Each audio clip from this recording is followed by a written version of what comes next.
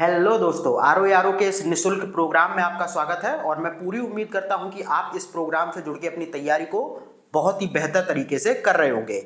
तो इस प्रोग्राम के अंतर्गत हम लोग शाम वाली क्लास में लगातार भारतीय संविधान एवं राज्य व्यवस्था का अध्ययन कर रहे हैं। और ये भारतीय संविधान एवं राज्य व्यवस्था के अंतर्गत आपकी 9वीं क्लास है। ठीक है, अगर आप लोगों ने अभी तक जो 8 क्लासेस ऑलरेडी हो चुकी हैं उनको नहीं देखा है तो सबसे पहले आप उन्हें देखिए। और आज की इस क्लास में हम लोग जो टॉपिक लेने वाले हैं वो है मौलिक अधिकार। अब देखो, मौलिक अधिकार परीक्षाओं की दृष्टि से बहुत ही इंपॉर्टेंट टॉपिक है। चाहे वो आर ओ हो या फिर यूपीपीसीएस हो या फिर अन्य कोई भी एग्जाम हो, भारतीय संविधान के अंतर्गत बहुत ज्यादा क्वेश्चन मौलिक अधिकार से पूछे जाते हैं। तो इस चैप्टर को आप लोग मेरे साथ बहुत ही अच्छी तरीके से पढ़िए और यहाँ से क्वेश्चन आने की जो संभावना है वो हमेशा ही रहती है। कभी भी ऐसा नहीं होता है कि यूपीपीसीएस के कोई एग्जाम में मौलिक अधिकार से क्वेश्चन ना आए। और अगर आप पीवाईक्यू उठा के देखेंगे तो बहुत बार ऐसा होता है कि यहाँ से एक की बजाय 2 से 3 क्वेश्चन भी इस टॉपिक से पूछ लिए जाते हैं। ठीक है, तो हम लोग इसको स्टार्ट करते हैं। स्टार्ट करने से पहले आप लोगों के लिए एक बहुत ही अच्छी जानकारी ये है कि दीपावली आने वाली है और हम लोगों ने हैप्पी दीपावली सेल को लॉन्च कर दिया है। और इस सेल में आपको 8 से 15 नवंबर तक सभी कोर्सेज पर 20% का डिस्काउंट मिलेगा। तो अभी तक बहुत से आप में से ऐसे लोग थे जो ज़्यादा फीस देने में सक्षम नहीं थे, तो अब वो लोग कोर्स ले सकते हैं क्योंकि उन्हें 20% फ्लैट डिस्काउंट मिल जाएगा। और ये डिस्काउंट होगा किस पे? जो भी आर ओ 2023 का कंप्लीट कोर्स है, हार्ड कॉपी के रूप में जो आपको मिलता है उस पर, चाहे आप टेस्ट सीरीज ले लें, चाहे जीएस के नोट सिर्फ आपको चाहिए हो वो ले लें, या फिर सिर्फ जो हमारा करंट अफेयर्स प्रोग्राम चलता है आर ओ 2023, एपीएस 2023 और यूपीपीसीएस 2024 के लिए, तो इसको भी आप ले सकते हैं। ठीक है, अगर आप लोग इंटरेस्टेड हैं तो 8630246905 पर आप कॉल या व्हाट्सएप करके इस ऑफर का पूरा लाभ उठा सकते हैं और अपना ऑर्डर बुक कर सकते हैं। और कोई भी आप हार्ड कॉपी मंगाते हैं तो वो आपको 4 से 5 दिन के अंदर डिलीवर कर दिया जाएगा। यानी कि जैसे आज आप नोट्स ऑर्डर करते हैं तो आपको 4 या 5 दिन में नोट्स आपके घर पर पहुंचा दिए जाएंगे। तो नंबर मैंने दे दिया है, 20% डिस्काउंट का ध्यान रखना। और ये भी ध्यान रखना कि 8 से 15 नवंबर तक ये ऑफर लागू होगा। ठीक है, अब हम लोग बात करते हैं मौलिक अधिकारों की। तो यहां पर आपको एक शब्द दिखता है मौलिक। ठीक है, मौलिक मतलब मूल। मूल का मतलब होता है कि व्यक्ति को जीने के लिए जिन मूल अधिकारों की जरूरत होती है वही मौलिक अधिकार होते हैं। ठीक है, और ये जो मौलिक अधिकार होते हैं वो व्यक्ति के भौतिक, बौद्धिक, नैतिक और आध्यात्मिक विकास के लिए अनिवार्य होते हैं। जैसे मान के चलिए, अगर आपको शिक्षा का अधिकार ही ना दिया जाए तो क्या आपका बौद्धिक और आर्थिक विकास होगा? नहीं होगा। ठीक है, अगर आपको अपने अनुसार धर्म को पालन करने का अधिकार ना दिया जाए तो क्या आपका आध्यात्मिक विकास होगा? बिल्कुल नहीं होगा।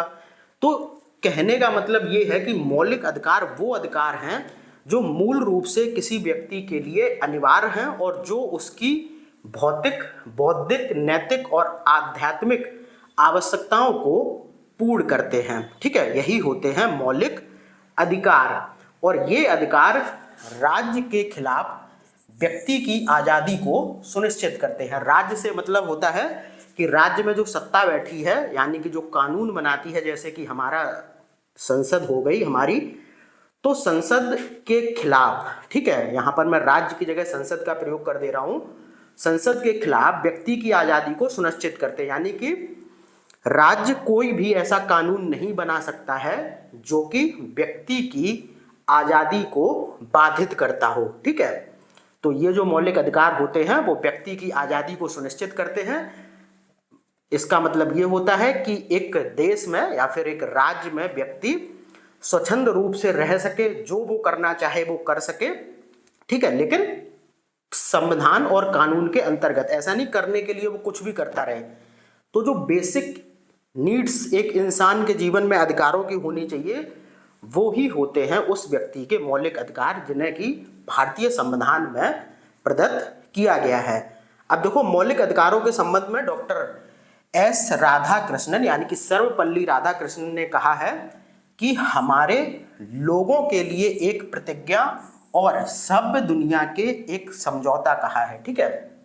तो मौलिक अधिकारों को डॉक्टर एस राधाकृष्णन ने क्या कहा है? हमारे लोगों के लिए एक प्रतिज्ञा और सभ्य दुनिया के साथ एक समझौता। तो जो भी कथन मैं इस दौरान अभी आपको जो बता रहा हूं, या फिर हिस्ट्री में आपने देखे होंगे बहुत से कथन मैं आपको बताता रहता हूं, उनको बहुत ध्यान से देखा करिए, क्योंकि आजकल जो भी रिसेंटली एग्जाम हो रहे हैं, मैं उसमें एक चीज बहुत देख रहा हूं कि कथन से बहुत ज्यादा क्वेश्चन पूछे जा रहे हैं। कोई भी कथन उठा के कहीं से भी दे देता है आयोग और आपसे पूछ लेता है कि ये कथन किसके द्वारा कहा गया है। तो यहाँ पर जो भी कथन आता है उसको एक बार ये देख लिया करिए कि कथन क्या है, किसके संदर्भ में है और किसके द्वारा कहा गया है, ठीक है। तो अब आप समझ गए मौलिक अधिकार क्या होते हैं और इनके संदर्भ में एस राधाकृष्णन ने क्या कहा। उसके बाद हम लोग थोड़ा सा मूल अधिकारों की पृष्ठभूमि देखते हैं। तो सबसे पहले 1789 में फ्रांस ने अपने संविधान के अंतर्गत मूल अधिकारों को स्थान प्रदान किया था। तो ये क्वेश्चन बहुत बार पूछा जा चुका है कि किस देश ने अपने संविधान में सबसे पहले मूल अधिकारों को शामिल किया था? तो ये किया था फ्रांस ने। कब? 1789 में। भारत की हम लोग बात करें तो जो नेहरू रिपोर्ट आई थी 1928 में, उसमें भी मूल अधिकारों को भारतीय संविधान में शामिल करने का विचार दिया गया था। उसके बाद देखो 1931 में जो कराची अधिवेशन हुआ था, ठीक है, सरदार वल्लभ भाई पटेल की अध्यक्षता में, उसमें भी कांग्रेस ने एक घोषणा पत्र जारी करके मूल अधिकारों की मांग की थी। और ये जो घोषणा पत्र तैयार किया गया था, इसका प्रारूप जवाहरलाल नेहरू द्वारा बनाया गया था, क्योंकि उस समय भारत में अंग्रेजों का शासन था और व्यक्तियों की आज़ादी पर प्रतिबंध था। उस समय बहुत से जो भारतीय लोग थे, मतलब वो, उनको बहुत से अधिकार प्राप्त नहीं थे। तो उस समय 1931 में कराची अधिवेशन में जो सरदार वल्लभ भाई पटेल की अध्यक्षता में हुआ था, तो उसमें एक घोषणा पत्र में मूल अधिकारों की मांग की गई थी। और उस घोषणा पत्र के प्रारूप को किसने तैयार किया था? जवाहरलाल नेहरू ने। तो ये बात हो गई मौलिक अधिकारों की पृष्ठभूमि की। उसके बाद हम लोग देखते हैं कि मौलिक अधिकारों का संवैधानिक उपबंध कहां पर है, यानी कि कहां पर इनको संविधान में जगह दी गई है। तो हम लोग देखें संविधान के भाग 3 में अनुच्छेद 12 से 35 तक मौलिक अधिकारों का प्रावधान है। अच्छा, इसमें मौलिक अधिकारों का प्रावधान है, इसीलिए भाग 3 को संविधान का मैग्ना कार्टा कहा जाता है। बहुत बार ये क्वेश्चन पूछा जाता है। तो सबसे पहले तो अपने दिमाग में एक चीज रखिए कि जो मौलिक अधिकार हैं वो भाग 3 के अनुच्छेद 12 से 35 तक में दिए गए हैं, और भाग 3 को भारत का मैग्ना कार्टा कहा जाता है, क्योंकि इसमें मौलिक अधिकारों का प्रावधान है। अब देखो, स्टार्टिंग में आपको ध्यान रखना है कि मूल अधिकार जो थे, यानी कि जो मौलिक अधिकार थे, उनकी संख्या 7 थी, ठीक है। तो कभी भी क्वेश्चन आपसे बने कि मूल अधिकार में कितने मौलिक अधिकार थे, तो उस समय पर थे 7 और आज है 6, क्योंकि 44वें संविधान संशोधन अधिनियम 1978 के द्वारा जो संपत्ति का अधिकार था उसको हटा दिया गया और उसे भाग 12 में अनुच्छेद 300 का के तहत कानूनी अधिकार बना दिया, ठीक है।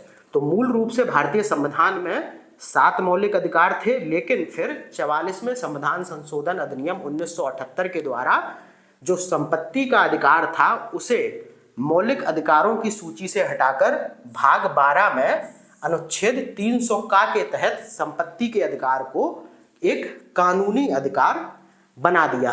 अब देखो इसे क्यों हटाया गया या फिर इसकी जरूरत क्यों पड़ी। देखो जैसे आपकी कोई जमीन है, ठीक है, और अगर उस जगह से सरकार मान के चलिए हाईवे या फिर कोई रोड निकालना चाह रही है और संपत्ति का अधिकार अगर मौलिक अधिकार होता तो आप फिर सरकार के खिलाफ तुरंत हाई कोर्ट या फिर सुप्रीम कोर्ट जा सकते थे कि मैं अपनी जमीन नहीं देना चाहता हूं, तो सरकार फिर वहां से हाईवे या फिर वो सड़क नहीं निकाल सकती थी। इसीलिए संपत्ति के अधिकार को मौलिक अधिकारों की श्रेणी से हटा दिया गया, क्योंकि मौलिक अधिकार जो हैं अगर उनका हनन होता है कि किसी भी व्यक्ति के मौलिक अधिकार का, तो वो उसके खिलाफ तुरंत उच्च न्यायालय या फिर उच्चतम न्यायालय जा सकता है। ठीक है, तो इसीलिए संपत्ति के अधिकार को मौलिक अधिकारों की सूची से हटाकर कानूनी अधिकार बना दिया गया कि अगर हम आपकी सरकार या फिर कोई भी जमीन ले भी लेगा आपकी, तो फिर उसका मुआवजा आपको दे दिया जाएगा, लेकिन आप सरकार के विरुद्ध ऐसे मामले में कोर्ट नहीं जा पाएंगे। ठीक है, इसीलिए संपत्ति के अधिकार को कानूनी अधिकार बनाया गया। अब देखो मूल अधिकारों की प्रकृति न्यायोचित है। न्यायोचित का मतलब ये होता है कि अगर किसी भी व्यक्ति के मूल अधिकारों का हनन हो रहा है तो वो इसके खिलाफ तुरंत उच्चतम न्यायालय या फिर उच्च न्यायालय में जा सकता है। तो यही होता है मूल अधिकारों की प्रकृति का न्यायोचित होना। ठीक है, अब देखो उच्चतम न्यायालय द्वारा गारंटी और संरक्षण प्रदान किया जाता है, यानी कि मूल अधिकारों के संदर्भ में उच्चतम न्यायालय द्वारा गारंटी और संरक्षण दोनों प्रदान किया जाता है। बाद बाकी उच्चतम न्यायालय को मौलिक अधिकारों का संरक्षक और भारत के संविधान का अभिभावक माना जाता है। ठीक है, तो अब यहाँ पर क्वेश्चन बहुत ज़्यादा बनते हैं, जैसे कि यही वाला पूछ लिया जाएगा कि मूल अधिकारों की प्रकृति कैसी है। तो न्यायोचित है, क्यों है, ये मैंने आपको बता दिया है। फिर आपसे पूछ लिया जाएगा कि निम्नलिखित किसके द्वारा मौलिक अधिकारों के संदर्भ में गारंटी और संरक्षण प्रदान किया जाता है। तो उच्चतम न्यायालय द्वारा। ठीक है, मौलिक अधिकारों का संरक्षक कौन है, उच्चतम न्यायालय। भारतीय संविधान का अभिभावक कौन है, तो उच्चतम न्यायालय। ऐसे क्वेश्चन बहुत ज्यादा पूछे जाते हैं। इन्हीं क्वेश्चंस को कथन में लगा के दे दिया जाता है तो फिर क्वेश्चन लंबा और थोड़ा सा टफ हो जाता है। ठीक है, अब देखो मौलिक अधिकार जो होते हैं वो स्थायी नहीं होते हैं। स्थायी ना होने से मतलब ये है कि मान के चलिए देश में कोई बहुत विकट परिस्थिति बनी है। विकट परिस्थिति का मतलब अगर हम लोग संविधान की भाषा में बोले तो मतलब होता है क्या, आपातकाल। ठीक है, तो आपातकाल के दौरान मौलिक अधिकारों को कम किया जा सकता है या फिर इनको निरस्त किया जा सकता है, और ये जो शक्ति होती है मौलिक अधिकारों को कम या फिर निरस्त करने की, ये होती है राष्ट्रपति को। और किस अनुच्छेद के तहत, तो अनुच्छेद 359 के तहत।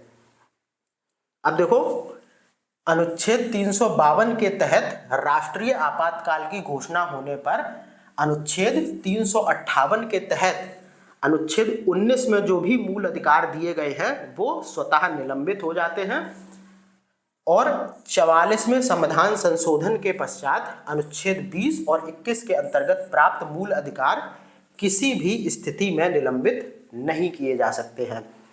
ठीक है, तो यहाँ पर थोड़ा सा आप लोग ध्यान दें कि अनुच्छेद 52 के तहत जो राष्ट्रीय आपातकाल की घोषणा की जाती है या फिर जो राष्ट्रीय आपातकाल लगाया जाता है, उसमें देखो जो अनुच्छेद 19 में जिन मौलिक अधिकारों का वर्णन है वो राष्ट्रीय आपातकाल के दौरान स्वतः ही निलंबित हो जाते हैं। अभी हम लोग सभी मौलिक अधिकारों को एकदम अनुच्छेद वाइज देखेंगे पूरा। अभी आप इतना समझिए कि अनुच्छेद 19 में जो भी मूल अधिकार हैं वो राष्ट्रीय आपातकाल के दौरान स्वतः ही निलंबित हो जाते हैं, और 44 में संविधान संशोधन अधिनियम के पश्चात अनुच्छेद 20 और अनुच्छेद 21 के अंतर्गत जो मूल अधिकार प्रदान किए गए हैं वो किसी भी स्थिति में निलंबित नहीं हो सकते हैं। तो जैसे 20-21 को थोड़ा सा हम लोग देखें तो जैसे अपराधों के दोष सिद्धि के संबंध में संरक्षण। जैसे मान के चलिए आपने कोई अपराध किया है, तो जो अपराध के संबंध में आप किसी भी वकील को अपने ओर से कार्रवाई करने के लिए या फिर सुनवाई करने के लिए भेजते हैं, तो ऐसी कोई भी चीज आपातकाल के दौरान प्रतिबंधित नहीं की जा सकती है। और अनुच्छेद 21 में आपको पता है कि प्राण और दैहिक यानी कि जीवन जीने का अधिकार होता है, तो वो भी निलंबित नहीं किया जा सकता है।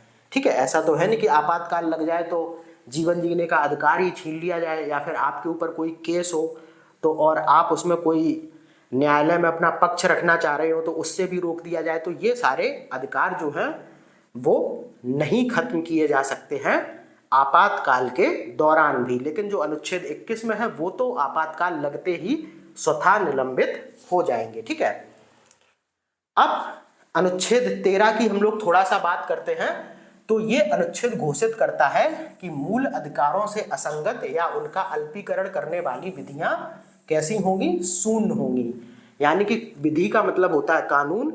तो अनुच्छेद 13 में एक बात लिखी गई है कि जो भी विधि या कानून मूल अधिकारों से असंगत है या फिर उनको कम करता है, तो ऐसा कोई भी कानून या फिर विधि कैसी होगी, शून्य होगी। और मौलिक अधिकार कैसे हैं, न्यायिक समीक्षा के योग्य है, ये बात आप लोग ध्यान रखना।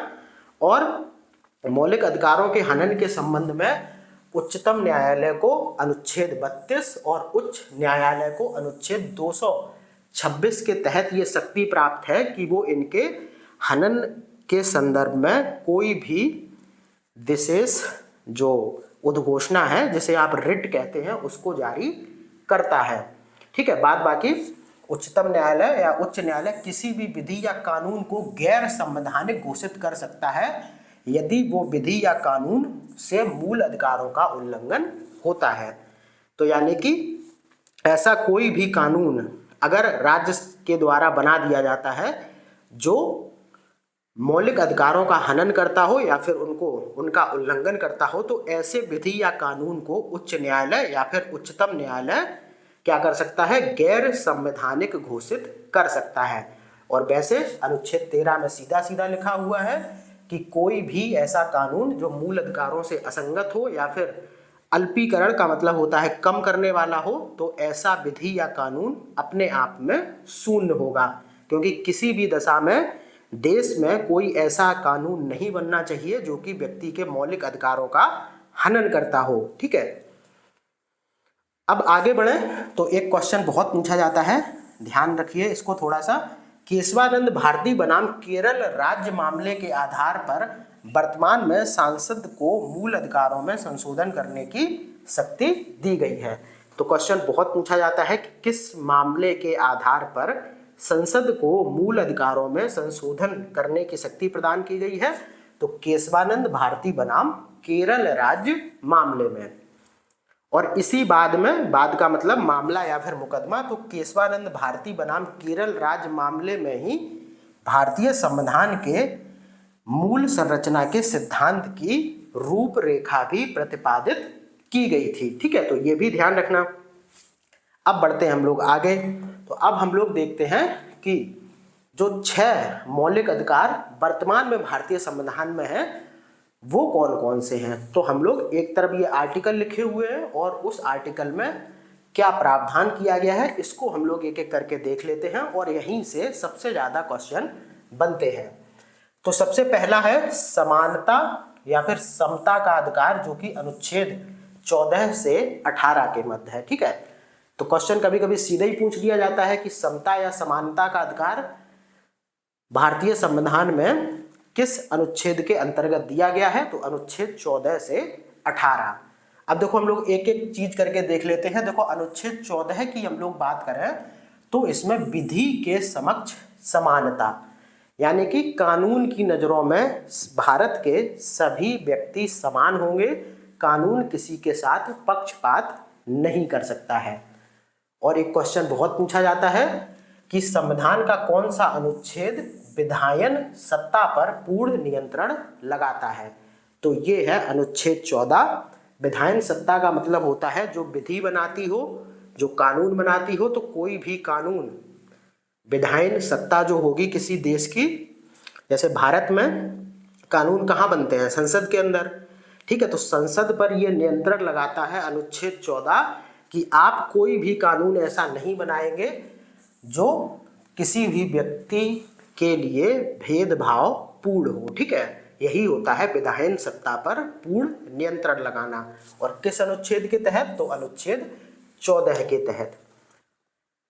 अब हम लोग बात करते हैं अनुच्छेद 15 की। तो इसमें क्या है, इसमें धर्म, जाति, लिंग, जन्म स्थान के आधार पर भेदभाव पर निषेध, यानी कि भारत में किसी भी व्यक्ति को भेदभाव के अंतर्गत नहीं रखा जाएगा, चाहे वो किसी भी धर्म का हो, किसी भी जाति का हो, किसी भी लिंग का हो, या फिर कहीं पर भी उसका जन्म हुआ हो, ठीक है।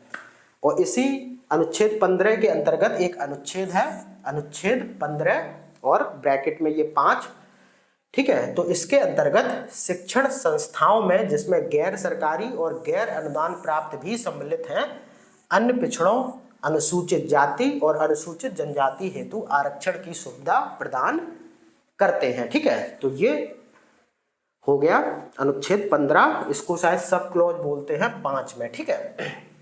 उसके बाद देख लो अनुच्छेद 16 में देखें तो जो लोक नियोजन में अवसर की समानता, यानी कि कोई भी जो सरकार की ओर से कोई वैकेंसी या कुछ भी आता है, यानी कि लोक नियोजन का जो अवसर होता है उसमें सभी को समान अवसर प्रदान किया जाएगा, उसमें भी कोई भेदभाव नहीं होगा।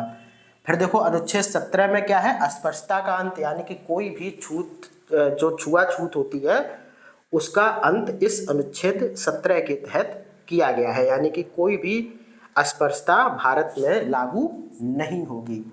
अनुच्छेद 18 में देखो क्या है, उपाधियों का अंत है, यानी कि भारत में कोई भी व्यक्ति उपाधि धारण नहीं करेगा, जैसे कि ब्रिटेन में होता है, जैसे ब्रिटेन का राजा, रानी या फिर भारत का सम्राट, ऐसी कोई भी उपाधि भारत में धारण नहीं की जाएगी। तो अनुच्छेद 18 जो है वो उपाधियों का अंत करता है। अब देखो कुछ चीजें ऐसी भी दे दी जाती हैं क्वेश्चन में आपको बहुत बार, कि 2-3 तो मौलिक अधिकार दे देगा और कुछ ऐसे दे देगा जो मौलिक अधिकार नहीं है, और फिर पूछ लेता है कि निम्नलिखित में से कौन सा मौलिक अधिकार नहीं है या फिर है, ऐसे करके क्वेश्चन बनते हैं। तो आपको ध्यान रखना कि आर्थिक समानता का अधिकार और समान कार्य के लिए समान वेतन का अधिकार मौलिक अधिकारों में सम्मिलित नहीं है। आर्थिक समानता का अधिकार और समान कार्य के लिए समान वेतन मौलिक अधिकारों में शामिल नहीं है, ठीक है। तो ये हो गया समता का अधिकार। अब दूसरा जो है भारतीय संविधान में मौलिक अधिकार, वो है स्वतंत्रता का अधिकार, जो कि अनुच्छेद 19 से 22 के मध्य में दिया गया है, ठीक है। तो अनुच्छेद 19 की हम लोग बात करें तो इसमें वाक एवं अभिव्यक्ति की स्वतंत्रता है, यानी कि कोई भी व्यक्ति किसी भी बात को बोल सकता है, कह सकता है और अपने विचारों को प्रसारित कर सकता है, इस चीज की स्वतंत्रता है, ये एक मौलिक अधिकार है। और इसी के अंतर्गत हम लोग देखें तो जो प्रेस की स्वतंत्रता होती है, यानी कि अखबारों में जो चीज आप देखते हैं, किताबों में देखते हैं, तो प्रेस की स्वतंत्रता और सूचना का अधिकार भी इसी के अंतर्गत आता है, यानी कि अनुच्छेद 19 के अंतर्गत वाक एवं अभिव्यक्ति की स्वतंत्रता में, ठीक है। बाद बाकी देखो बहुत से केसेस होते रहते हैं, तो उसमें भी उच्चतम न्यायालय के निर्णय आते रहते हैं। तो एक निर्णय यहाँ पर इम्पोर्टेंट है कि उच्चतम न्यायालय की व्यवस्था के अनुसार निजी भवनों के ऊपर राष्ट्रीय झंडे को फहराना अभिव्यक्ति का प्रतीक है, जो संविधान के अनुच्छेद 19(1) और ए के तहत हर नागरिक का मौलिक अधिकार है, ठीक है। तो इन पर भी ध्यान दीजिए। थोड़े से जो नए निर्णय आते हैं उसमें जो उच्चतम न्यायालय है वो क्लियर करता है कि ये जो मामला है या फिर ये जो मुद्दा है, इसमें कोई भी जो बात आई है वो मौलिक अधिकार में आती है एक व्यक्ति के या फिर नहीं।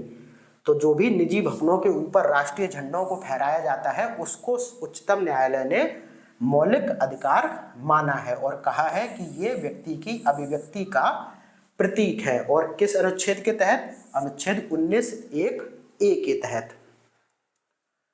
अब अनुच्छेद 20 की हम लोग बात करें तो इसमें अपराधों के लिए दोष सिद्धि के संबंध में संरक्षण का अधिकार प्राप्त है। तो संविधान के अनुच्छेद 20 का के अनुसार किसी भी व्यक्ति को एक ही अपराध के लिए एक बार से अधिक अभियोजित या फिर दंडित नहीं किया जा सकता है। तो जैसे कोई भी व्यक्ति कोई क्राइम करता है तो उस व्यक्ति को उस क्राइम के लिए एक ही बार सजा मिलेगी, ठीक है, उसको उस क्राइम के लिए एक से ज्यादा बार सजा नहीं मिल सकती है। तो ये ध्यान रखना। बाद बाकी भारतीय संविधान के अनुच्छेद 20(3) में हम देखें तो ये प्रावधान है कि किसी अपराध के अभियुक्त को स्वयं अपने विरुद्ध गवाह बनने के लिए बाध्य नहीं किया जा सकता है। यानी कि किसी भी मामले में ऐसा नहीं हो सकता है कि किसी भी दोष के लिए अगर किसी व्यक्ति को पकड़ा गया है और उस पर अभी तक जो मामला है वो साबित नहीं हुआ है कि आपने ही इस क्राइम को किया है, तो ऐसा कहीं नहीं हो सकता है कि व्यक्ति को खुद ही इस बात के लिए दबाव बनाया जाए उसके ऊपर कि आप स्वीकार कर लीजिए कि आपने ही ये क्राइम किया है। यही बात यहाँ पर लिखी है कि अभियुक्त को स्वयं अपने विरुद्ध गवाह बनने के लिए बाध्य नहीं किया जाएगा, ठीक है। तो ये बात हो गई अनुच्छेद 19 और अनुच्छेद 20 की। अब हम लोग बात करते हैं अनुच्छेद 21 की। इसमें प्राण एवं दैहिक स्वतंत्रता का अधिकार है, इसी को बोलते हैं जीवन का अधिकार, ठीक है। तो ये हो गया। बाद बाकी इसमें कुछ और भी अनुच्छेद है, जैसे अनुच्छेद 21 का में आप देखेंगे तो प्रारंभिक शिक्षा यानी कि 6 से 14 वर्ष की जो शिक्षा होती है उसे ही प्रारंभिक शिक्षा कहते हैं का अधिकार 86वें संविधान संशोधन 2002 द्वारा जोड़ा गया है, ठीक है। तो ये क्वेश्चन बहुत पूछा जाता है कि प्रारंभिक शिक्षा का अधिकार किस संशोधन के द्वारा मौलिक अधिकारों में जोड़ा गया, तो 86वें संविधान संशोधन 2002 के द्वारा, ठीक है। और किस अनुच्छेद के तहत, तो अनुच्छेद 21 का के तहत, ठीक है। अब देखो एक निर्णय और देखते हैं सर्वोच्च न्यायालय का। तो 2017 को सर्वोच्च न्यायालय ने निजता के अधिकार को मौलिक अधिकार का दर्जा प्रदान किया गया है। तो एक बात तो यही याद रखिए कि जो निजता का अधिकार होता है वो मौलिक अधिकार है, और सर्वोच्च न्यायालय ने यह कहा कि निजता का अधिकार जीवन एवं व्यक्तिगत स्वतंत्रता के अधिकार के अंतर्भूत भाग के रूप में संरक्षित है। यानी कि जो मौलिक अधिकार मिला हुआ है किसका, जीवन और व्यक्तिगत स्वतंत्रता का, उसके अंतर्गत ही निजता का अधिकार आता है, ऐसा उच्चतम न्यायालय ने 2017 में कहा था और निजता के अधिकार को मौलिक अधिकारों की श्रेणी में वर्गीकृत किया था। उसके बाद देखो अनुच्छेद 22 की हम लोग बात करें तो इसमें क्या है, इसमें कुछ दशाओं में गिरफ्तारी के संबंध में संरक्षण की बात की गई है। और यहाँ पर एक क्वेश्चन बहुत पूछा जाता है कि अगर एक व्यक्ति को बिना मुकदमा चलाए बंदी बनाया जा सकता है तो कितने समय तक। तो आपको ध्यान रखना है कि एक व्यक्ति को बिना मुकदमा चलाए 3 माह के लिए बंदी बनाया जा सकता है। और किस अधिनियम के तहत, तो बंदी प्रत्यक्ष बंदीकरण अधिनियम के तहत, ठीक है। तो यहाँ पर मोस्टली तो आप ये याद रखना, जैसे अनुच्छेद 21 में क्या है, प्राण एवं दैहिक स्वतंत्रता का अधिकार। अनुच्छेद 22 में क्या है, कुछ दशाओं में गिरफ्तारी के संबंध में संरक्षण। बाद बाकी ये जो चीजें हैं अलग वाली, इनको भी थोड़ा सा देख लीजिए क्योंकि यहां से भी क्वेश्चन पूछे जाते हैं। अब हम लोग बात करते हैं शोषण के विरुद्ध अधिकार की, जो कि भारतीय संविधान में तीसरा मौलिक अधिकार है और ये अनुच्छेद 23 और 24 में दिया गया है। तो अनुच्छेद 23 की बात करें तो मानव व्यापार, बलात् श्रम और बंधुआ मजदूरी पर निषेध, ठीक है, ये है अनुच्छेद 23 में दिए गए मौलिक अधिकार। और बंधुआ मजदूरी उन्मूलन अधिनियम संसद द्वारा 1776 में पारित किया गया था। तो इस तरीके के भी क्वेश्चन बनते हैं। तो बंधुआ मजदूरी उन्मूलन अधिनियम संसद द्वारा किस वर्ष पारित किया गया था, 1976 में, ठीक है। बाद बाकी अनुच्छेद 23 में देखो क्या है, मानव का व्यापार नहीं हो सकता है, बलात् श्रम मतलब बच्चों से आप मजदूरी वगैरह नहीं करा सकते हैं, जबरदस्ती श्रम, और बंधुआ मजदूरी पर भी निषेध लगाया गया है। बाद बाकी देखो अनुच्छेद 24 में 14 वर्ष से कम उम्र के बच्चों को कारखानों, खनन इत्यादि जोखिमपूर्ण जगहों पर काम का प्रतिषेध। तो अनुच्छेद 24 में है 14 वर्ष से जो कम उम्र के बच्चे हैं उनको आप ऐसे कारखानों, खनन इत्यादि जगहों पर काम नहीं करवा सकते हैं जो कि कैसे हैं, जोखिमपूर्ण है, जिसमें कि उनके जीवन का खतरा है। ठीक है, तो ये बात हो गई शोषण के विरुद्ध अधिकार की, जो कि अनुच्छेद 23 और 24 में है। इसके बाद हम लोग बात करते हैं चौथे मौलिक अधिकार की, तो ये है धार्मिक स्वतंत्रता का अधिकार। ठीक है, और ये किस में है, अनुच्छेद 25, 26, 27 और 28 में। तो सबसे पहले हम लोग बात करते हैं अनुच्छेद 25 की। तो धर्म को मानने, आचरण करने तथा उसके प्रचार का अधिकार है। जैसे भारत में किसी भी व्यक्ति का कोई भी धर्म हो सकता है तो वो उसे मान सकता है, किसी भी धर्म को मान सकता है, किसी भी धर्म के संदर्भ में आचरण कर सकता है। ठीक है, जो उसके धर्म में बातें कही गई हों उसके अनुसार वो आचरण कर सकता है और अपने धर्म का प्रचार भी कर सकता है। ठीक है, अब देखो कुछ फैक्ट हम लोग फिर से देख लेते हैं। सिखों को कृपाण धारण करने की स्वतंत्रता इसी के अंतर्गत आती है। अब देखो सिख कृपाण धारण करते हैं, कुछ होता है छोटा सा चाकू टाइप का, तो वो उसे कृपाण बोलते हैं। तो उसे धारण करने की जो स्वतंत्रता दी गई है वो दी गई है अनुच्छेद 25 के तहत ही, क्योंकि यहाँ पर सीधा लिखा है कि व्यक्ति अपने धर्म के अनुसार आचरण कर सकता है। ठीक है, तो उनके धर्म में ये चीज है कि सिख लोग कृपाण धारण करेंगे तो वो भाई कृपाण धारण करते हैं। इसके विरुद्ध कहीं पर भी आप कोई भी केस नहीं कर सकते हैं, क्योंकि ये उनका मौलिक अधिकार है। अब देखो भारतीय संविधान के अनुच्छेद 25 में प्रयुक्त हिंदू शब्द में किस किस को शामिल किया जाता है, तो बौद्ध को, जैनों को और सिखों को, जबकि पारसियों को इसमें शामिल नहीं किया जाता है। यह क्वेश्चन बहुत बार पूछा जा चुका है कि भारतीय संविधान के अनुच्छेद 25 में हिंदू शब्द जो प्रयुक्त किया गया है उस हिंदू शब्द में किस किस को शामिल किया गया है, तो बौद्धों को शामिल किया गया है, उसमें जैनों को शामिल किया गया है और सिखों को, जबकि पारसियों को उसमें शामिल नहीं किया गया है। अब देखो अनुच्छेद 26 की हम लोग बात करें तो इसमें क्या है, धार्मिक प्रबंधन करने का अधिकार। बहुत से धार्मिक कार्यक्रम होते हैं तो वो कोई भी कार्यक्रम व्यक्ति कर सकता है अपने धर्म के अनुसार, ये बात कही गई है अनुच्छेद 26 में। उसके बाद देखो अनुच्छेद 27 की बात करें तो इसमें क्या है, धार्मिक कार्यों को संपोषित करने का अधिकार।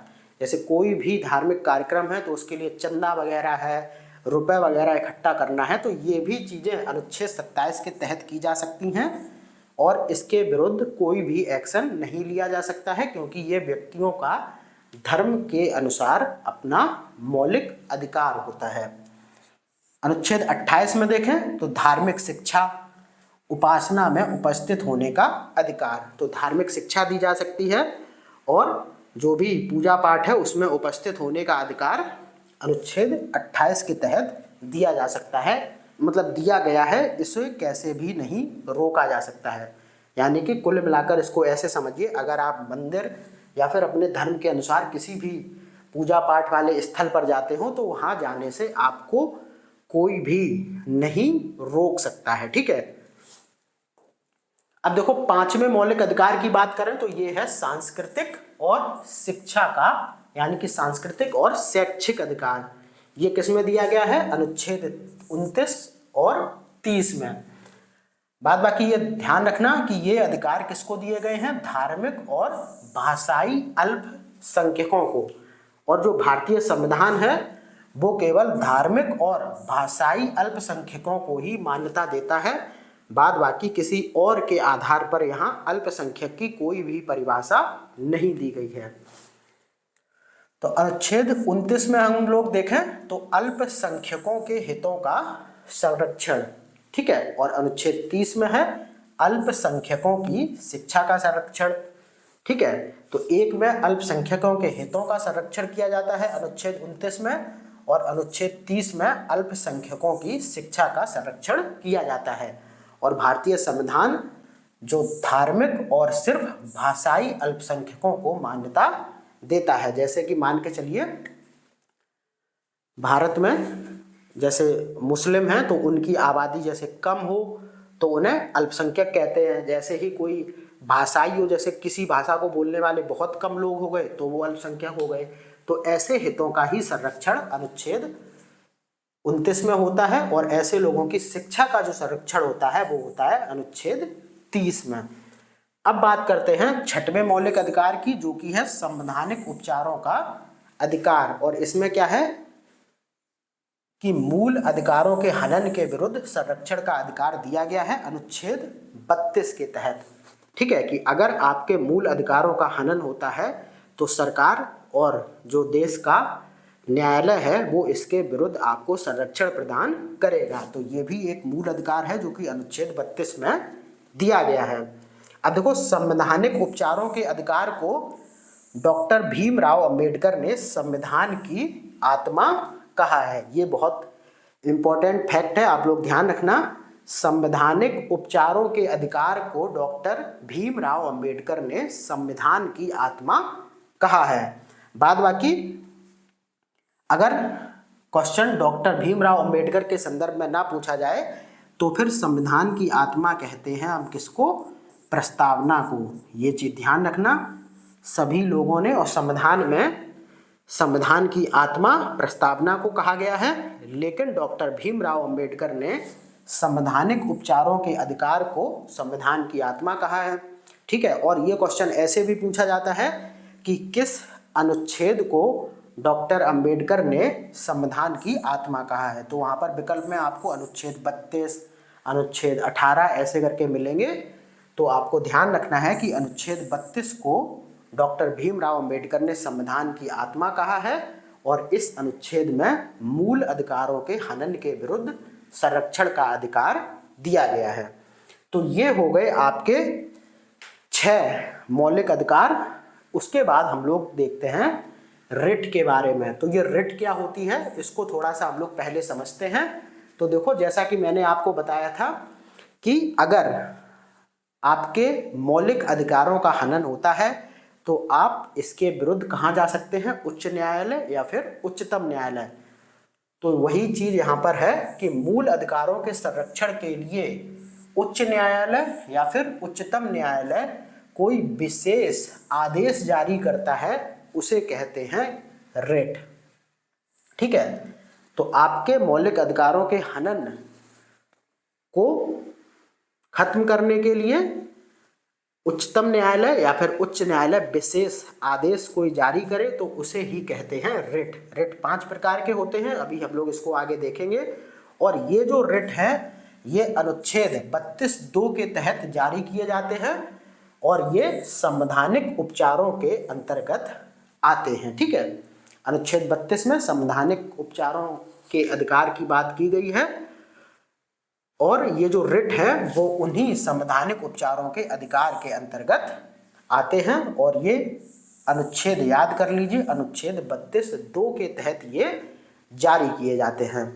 उसके बाद देखो, अनुच्छेद 32 के तहत उच्चतम न्यायालय रिट जारी करता है, जबकि अनुच्छेद 226 के तहत उच्च न्यायालय रिट जारी करता है। ये ध्यान रखना, अनुच्छेद 32 के तहत उच्चतम न्यायालय रिट जारी करता है और अनुच्छेद 226 के तहत उच्च न्यायालय रिट जारी करता है। तो ये दोनों ध्यान रखना। उसके बाद देखो, रिट जैसा कि मैंने अभी आपको बताया कि रिट कितने प्रकार के होते हैं? रिट होते हैं 5 प्रकार के। तो सबसे पहले है बंदी प्रत्यक्षीकरण। इसमें देखते हैं क्या है। इसके द्वारा न्यायालय किसी गिरफ्तार व्यक्ति को न्यायालय के सामने प्रस्तुत करने का अधिकार देता है। यदि गिरफ्तारी का तरीका या कारण गैर कानूनी हो तो न्यायालय बंदी को छोड़ने का आदेश दे सकता है। बंदी प्रत्यक्षीकरण को किसी व्यक्ति की स्वतंत्रता का महानतम रक्षक कहा जाता है। बंदी प्रत्यक्षीकरण में क्या होता है, जैसे अगर किसी व्यक्ति को पुलिस ने गिरफ्तार किया है तो उसे न्यायालय के सामने पेश करना ही पड़ेगा, और अगर व्यक्ति की गिरफ्तारी का जो तरीका है वो गैर कानूनी हो तो न्यायालय उस व्यक्ति को या फिर उस बंदी को छोड़ने का आदेश दे सकता है। यही है बंदी प्रत्यक्षीकरण। अब देखो हम लोग बात करते हैं दूसरे रिट की, जो कि है परमादेश। इसमें क्या होता है, यह सरकारी अधिकारियों को उनके कर्तव्यों का पालन करवाने हेतु जारी किया जाता है। जैसे कि आप किसी अधिकारी के पास गए और कोई काम आपको पड़ा किसी अधिकारी से, और अधिकारी अगर आपका काम नहीं कर रहा है लेकिन वो काम होना चाहिए क्योंकि वो कानूनी रूप से आपके लिए जरूरी है, या फिर कोई ऐसा काम है जो आपको उसके संदर्भ में मौलिक अधिकार प्राप्त है, तो फिर आप न्यायालय जाएंगे तो न्यायालय कहेगा कि कोई भी जो सरकारी अधिकारी है वो अपने कर्तव्यों का पालन करे। और ये जो रिट जारी होगा ये किसके अंतर्गत जारी होगा, परमादेश के अंतर्गत। फिर देखो तीसरा है कौन सा, प्रतिषेध। इसमें क्या होता है, इसके अंतर्गत ऊपरी न्यायालय निचले न्यायालयों पर निषेध लगाता है कि यह कार्य आप ना करें, यह आपके अधिकार क्षेत्र से बाहर है। तो प्रतिषेध में क्या होता है कि जो ऊपरी न्यायालय है वो निचले न्यायालयों पर यह निषेध लगाता है कि आप, मतलब किसी कार्य के संदर्भ में निषेध लगाता है, और ये कार्य ऐसा होता है जो कि निचली न्यायालय के अधिकार क्षेत्र से बाहर होता है। ठीक है, चीजें आपको समझ में आ रही होंगी क्योंकि इतना इजी लैंग्वेज में लिखा हुआ है, इसको बहुत ज्यादा डिटेल में आपको एक्सप्रेस करने की जरूरत नहीं है क्योंकि फिर क्लास बहुत ज्यादा लंबी होने लगती है। ठीक है, चौथे रिट की बात करें तो यह है उत्प्रेषण। इसमें क्या होता है, इसके अंतर्गत ऊपरी न्यायालय निचले न्यायालय को आदेश जारी करता है कि आप इस लंबित मुकदमे को मेरे पास भेज दें क्योंकि ये आपके अधिकार क्षेत्र से बाहर है। अब आप लोग कंफ्यूज हो रहे होंगे कि सेम बात इसमें लिखी है और सेम बात उत्प्रेषण वाले में भी लिखी है, लेकिन आपको एक अंतर समझना है इन दोनों के बीच। प्रतिषेध जो है वह रिट उस समय जारी की जाती है जब कोई कार्यवाही चल रही हो, यानी कि प्रतिषेध में है ये उस समय न्यायालय के द्वारा जारी की जाती है जबकि कार्यवाही चल रही है। ठीक है, इसका मूल उद्देश्य क्या होता है कि जो कार्रवाई निचली अदालत के द्वारा किसी मामले में की जा रही है और वह उसके अधिकार क्षेत्र से बाहर भी है, तो ये उस कार्यवाही को निचली अदालत में रोकने के लिए जारी किया जाता है। ठीक है, लेकिन उत्प्रेषण में क्या होता है कि रिट कार्रवाई समाप्त होने के बाद निर्णय समाप्ति के उद्देश्य से की जाती है। तो उत्प्रेषण में क्या होता है कि इसमें यह है कि कार्रवाई वो सब लोग कर देते हैं, लेकिन वहां पर क्या होता है, मुकदमा लंबित होता है, तो वो कहते हैं इसे आप मेरे पास भेज दें और इस पर आप कोई कार्रवाई ना करें क्योंकि ये आपके अधिकार क्षेत्र से बाहर है। ठीक है, तो इसमें ये वाला फैक्ट ध्यान रखना कि प्रतिषेध में उद्देश्य ये होता है कि जो कार्रवाई निचली अदालत के द्वारा की जा रही है उसे रोकना। ठीक है, तो ये हो गए चार प्रकार के रिट। अब पांचवें की बात करें तो ये है अधिकार परीक्षा। इसमें देखो क्या होता है कि जब न्यायालय को लगता है कि कोई व्यक्ति ऐसे पद पर नियुक्त हो गया है जिस पर उसका कोई कानूनी हक नहीं है, तब न्यायालय इस आदेश द्वारा उसे पद पर कार्य करने से रोक देता है। जैसे कोई व्यक्ति है और वो एक ऐसे पद पर नियुक्त हो गया है जिस पर उसका कोई कानूनी हक नहीं है, तो फिर जो न्यायालय है वो अधिकार परीक्षा वाला रिट जारी करता है और उसे उस पद पर कार्य करने से रोक देता है। ठीक है, तो ये 5 प्रकार के रिट हो गए और चीजें बहुत ही क्लियर तरीके से आपके सामने लिखी हुई हैं, बहुत ही सिंपल भाषा में लिखी हुई हैं। जब भी अगर आप नोट्स भी मंगाएंगे तो हो सकता है आपको किसी से बहुत ज़्यादा कुछ पूछने की आवश्यकता भी नहीं पड़ेगी क्योंकि यहाँ पर नोट्स में बहुत ही सरल तरीके से सभी बातों को एक्सप्रेस किया गया है। अब देखो हम लोग देख लेते हैं कि उच्चतम न्यायालय और उच्च न्यायालय द्वारा रिट जारी करने के अधिकार में अंतर। और एक क्वेश्चन हमेशा पूछा जाता है कि उच्चतम न्यायालय या फिर उच्च न्यायालय में से किसका क्षेत्र रिट जारी करने के मामले में ज़्यादा विस्तृत है या फिर ज़्यादा व्यापक है। तो यहाँ पर हम लोग थोड़ा देखते हैं। देखो उच्चतम न्यायालय जो रिट जारी करता है वो किस अनुच्छेद के तहत, अभी मैंने आपको बताया था अनुच्छेद 32 के तहत। तो जो उच्चतम न्यायालय है वो अनुच्छेद 32 के तहत जो रिट जारी करता है वो केवल मूल अधिकारों के उल्लंघन के संदर्भ में ही जारी कर सकता है। ठीक है, और यदि मांग उचित हो तो उच्चतम न्यायालय रिट जारी करने के लिए बाध्य है। ठीक है, तो यहां पर एक चीज समझ में ये आई है कि मूल अधिकारों के उल्लंघन के संदर्भ में ही उच्चतम न्यायालय रिट जारी कर सकता है। लेकिन उच्च न्यायालय देखो अनुच्छेद 26 के तहत मूल अधिकारों के साथ साथ अन्य मामलों में भी रिट जारी कर सकता है। तो यहाँ पर सीधा हो गया कि उच्चतम न्यायालय का क्षेत्र रिट के मामले में ज्यादा व्यापक है, क्योंकि जहां उच्च न्यायालय सिर्फ मूल अधिकारों के उल्लंघन पर रिट जारी कर सकता है, वहीं पर उच्च न्यायालय मूल अधिकारों के साथ साथ अन्य मामलों में भी रिट जारी कर सकता है।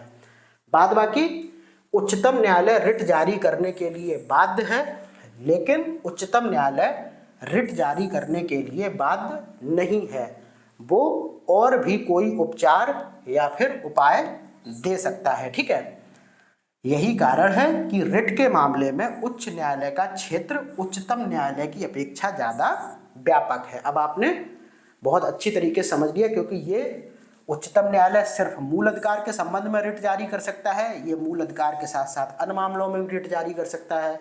उच्चतम न्यायालय रिट जारी करने के लिए बाध्य है, लेकिन उच्च न्यायालय रिट जारी करने के लिए बाध्य नहीं है, ये और भी कोई तरीका अपना सकता है। तो इससे प्रूव हो जाता है कि उच्च न्यायालय का क्षेत्र रिट के मामले में ज्यादा व्यापक है। उसके बाद देखो जो मौलिक अधिकारों का उपबंध था वो 12 से 35 तक था। ठीक है, और हम लोगों ने संवैधानिक उपचारों के अंतर्गत जो अनुच्छेद पढ़ा था वो 32। तो अब आप सोच रहे होंगे कि 33, 34 और 35 अनुच्छेद कहाँ गए, इनको भी देख लेते हैं। तो अनुच्छेद 33 में देखो संसद द्वारा सेना खुफिया विभागों के कुछ कार्यों या मौलिक अधिकारों पर रोक। तो अनुच्छेद 33 में संसद के द्वारा सेना खुफिया विभागों के कुछ कार्यों या मौलिक अधिकारों पर रोक का प्रावधान अनुच्छेद 33 में है। अनुच्छेद 34 की बात करें तो संसद द्वारा किसी क्षेत्र में मार्शल लॉ, जिसे कि सैन्य कानून बोलते हैं, लागू होने पर मौलिक अधिकारों पर रोक। जैसे किसी क्षेत्र में सैन्य कानून लागू हो यानी कि मार्शल लॉ लागू हो, तो वहां पर मौलिक अधिकारों पर कुछ मौलिक अधिकारों पर रोक लगा दी जाती है संसद के द्वारा। ये प्रावधान है अनुच्छेद 34 में। और अनुच्छेद 35 में क्या है, मौलिक अधिकारों के संबंध में संसद को कानून बनाने का अधिकार, ये प्रावधान है अनुच्छेद 35 में। और ये क्वेश्चन भी पूछा जाता है कि मौलिक अधिकारों के संबंध में किसको कानून बनाने का अधिकार है, तो ये है संसद को। ठीक है, ये ध्यान रखना। उसके बाद देखो नागरिकों और विदेशियों को प्राप्त अधिकारों में अंतर। तो पिछली वीडियो में ही हम लोगों ने नागरिकता के बारे में पढ़ा था, और उसमें मैंने एक चीज बताई थी कि जैसे कोई भी भारतीय नागरिक है तो उसे अपने देश में सभी प्रकार के अधिकार प्राप्त होते हैं, जबकि विदेशियों को ये अधिकार प्राप्त नहीं होते हैं। तो उन्हीं का थोड़ा सा हम लोग अंतर देख लेते हैं, क्योंकि यहाँ से भी क्वेश्चन पूछा जाता है। तो आपको ध्यान रखना है कि जो अधिकार केवल भारतीय नागरिकों को प्राप्त हैं उनको थोड़ा सा हम लोग देखते हैं। तो अनुच्छेद 15 में धर्म, मूल वंश, जाति, लिंग या जन्म स्थान के आधार पर विभेद का निषेध, यानी कि भारत में जो भारतीय नागरिक है उसको धर्म, मूल वंश, जाति, लिंग या जन्म स्थान के आधार पर उसमें भेदभाव नहीं कर सकते हैं। लेकिन जो व्यक्ति अगर बाहर से आया है, जो भारत का नागरिक है ही नहीं, तो उसमें तो हम भाई भेदभाव करेंगे। ठीक है, ये कहना है भारतीय संविधान का। फिर देखो अनुच्छेद 16 में लोक नियोजन में अवसर की समानता, ये भी सिर्फ अधिकार किसको प्राप्त है, भारतीय नागरिक को। वॉक्स और स्वतंत्र आदि विषयक कुछ अधिकारों का संरक्षण। अनुच्छेद 29 मतलब वही है, अभी हम लोग इसको पढ़ चुके हैं, बस आप ये समझ लीजिए कि ये जो मौलिक अधिकार हैं वो केवल भारतीय नागरिकों को प्राप्त हैं। ठीक है, इसको भी थोड़ा चलो मैं पढ़ ही देता हूँ। अनुच्छेद 29 में जो अल्पसंख्यकों वर्गों के हितों का संरक्षण। अनुच्छेद 30 में शिक्षण संस्थाओं की स्थापना व प्रशासन के संदर्भ में अल्पसंख्यक वर्गों का अधिकार। तो ये अनुच्छेद 15, 16, 19, 29 और 30 में जो मौलिक अधिकार हैं वो केवल भारतीय नागरिकों को प्राप्त हैं। और अब हम वो मौलिक अधिकार देखते हैं जो विदेशियों को भी प्राप्त हैं भारतीय नागरिकों के साथ साथ। तो अनुच्छेद 14 में विधि के समक्ष समता, यानी कि कानून की नजर में तो सब एक होंगे, ठीक है। चाहे आप कोई क्राइम करें, चाहे कोई बाहर का क्राइम करे, तो कानून की नजर में सब लोग समान हैं, सबको ही अपराध के लिए यहाँ पर दंड मिलेगा। उसके बाद देखो अनुच्छेद 20 में अपराधों के लिए दोष सिद्धि के संबंध में संरक्षण। अनुच्छेद 21 प्राण एवं दैहिक स्वतंत्रता का अधिकार। अनुच्छेद 21 से शिक्षा का अधिकार। अनुच्छेद 22 कुछ मामलों में गिरफ्तारी और निवारक निरोध के खिलाफ संरक्षण। अनुच्छेद 23 में बलात्, श्रम व मानव के दुर्व्यापार का निषेध। अनुच्छेद 24 में जोखिमपूर्ण कार्यों में बल, श्रम आदि का निषेध। और अनुच्छेद 25 से 28 में धर्म की स्वतंत्रता का अधिकार। ये वो मौलिक अधिकार हैं जो कि भारतीय नागरिकों और विदेशियों दोनों को प्राप्त हैं, जबकि ये ऐसे मूल अधिकार हैं जो सिर्फ भारतीय नागरिकों को प्राप्त हैं। तो एक बार आप लोग इनको अच्छी तरीके से पढ़ लीजिए। आप चाहें तो स्क्रीनशॉट ले सकते हैं। बाद बाकी अगर आपने नोट्स वगैरह ऑर्डर कर दिए हैं तो उसमें भी आपको ये सारी चीज़ें मिल जाएंगी, तो आप वहाँ से भी पढ़ सकते हैं, क्योंकि ये सारी चीज़ें आपको पढ़नी तो जरूर पड़ेंगी। ऐसा नहीं होगा कि मैं आपको बता दूंगा और आप एक ही बार में याद कर लेंगे, ऐसा नहीं होगा। या तो फिर आपको वीडियो को रिपीट मोड पे देखना पड़ेगा, ठीक है। तो आज का ये जो टॉपिक था मौलिक अधिकारों का, वो समाप्त हो गया है। और हम लोग अगली वीडियो में क्या पढ़ेंगे, मौलिक कर्तव्यों को देख लेंगे और जो कल्याणकारी तत्व हैं, राज्य के नीति निर्देशक तत्व, उनका अध्ययन कर लेंगे, ठीक है। तो मिलते हैं फिर अगली वीडियो में, तब तक के लिए धन्यवाद।